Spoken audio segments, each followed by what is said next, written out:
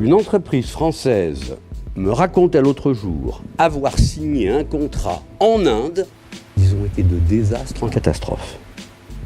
Jusqu'à ce qu'ils découvrent que le T-boy, le madelon qui apportait le thé à la récré, était brahman. Et c'est lui qui donnait des ordres à tout le monde. Les parents Vladek ont compris qu'il ne faut pas plus confondre l'organigramme et l'organisation que la carte et le territoire.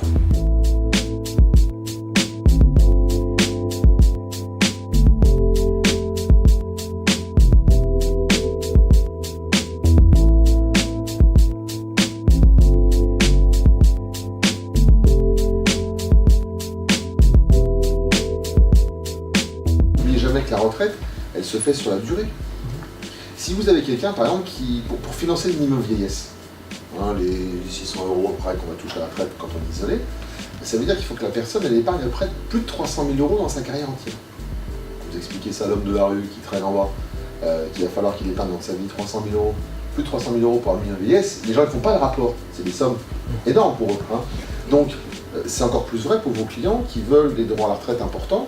Ils ne veulent pas 500 € par mois en fond de course, ils veulent 1000, 2000 €.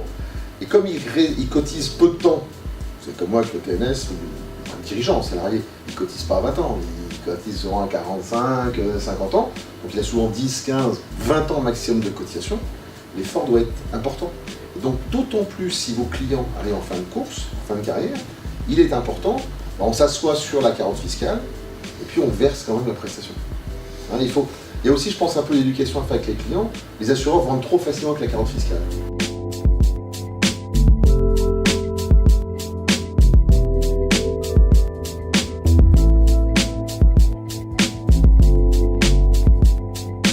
Alors regardez bien, vous l'avez compris, beaucoup veulent absolument faire des gains de productivité, on se précipite parce que ça se vend bien et on tombe dans tous les pièges qu'on a évoqués, référents, acceptation par les collaborateurs, j'ai bien compris ce que ça m'apporte, ce que ça ne m'apporte pas. Et vous connaissez la courbe de Moore, c'est qu'en fait vous n'êtes pas des bons commerciaux, je suis désolé de vous le dire, c'est que ceux qui vendent très vite quelques box, eh ben en fait ils ne vendent pas, ils ont l'acceptation de ceux qui étaient prêts à acheter.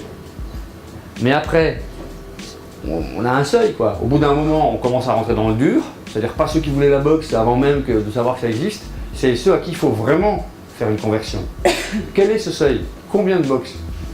À partir de quand une offre mal préparée, une offre des maths mal réfléchie va bloquer? Eh bien on a la réponse.